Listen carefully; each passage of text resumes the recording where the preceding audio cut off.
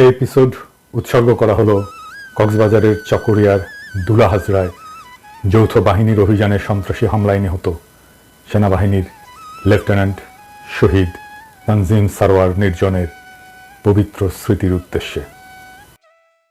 বাংলাদেশকে নিয়ে ওয়াকার কি করতে চাই সেটার একটা ইঙ্গিত পাইছি, আপনাদের সাথে সেটা শেয়ার করতে চাই। ওয়াকারের খায়েশ কি সেটা সে গোপন করে নাই, ভালো কথা। বাংলাদেশ কলে ওই পথেই যাইতেছে। আজকের এপিসোড শেষ হলে বুঝতে পারবেন যে বাংলাদেশে সিসির মতো একটা সামরিক শাসনের সম্ভাবনা তৈরি হইতেছে। সেই সরকারের প্রেসিডেন্ট হয়তো প্রফেসর ইউনূসী থাকবে। এটা ওয়েস্ট খুশি, মানে পশ্চিম খুশি, ইন্ডিয়া খুশি, আমেরিকা খুশি, ইউরোপ খুশি, আওয়ামী লীগও খুশি, বাঙ্গু এলিটেরাও খুশি থাকবে। কিন্তু গণতান্ত্রিক বাংলাদেশ গড়ার লড়াইয়ে যারা ছিলাম তাদের আরেকটা দুর্বিষহ ভবিষ্যৎ লড়াইয়ের জন্য তৈরি হইতে হবে। কেন আমার মনে হচ্ছে বাংলাদেশের সিসির মতো শাসনের বিপদ আছে, সেটা আমি 5টা অংশে ব্যাখ্যা করব আজকের এপিসোডে। আমাদের লক্ষ্য হবে সিসির মতো শাসনের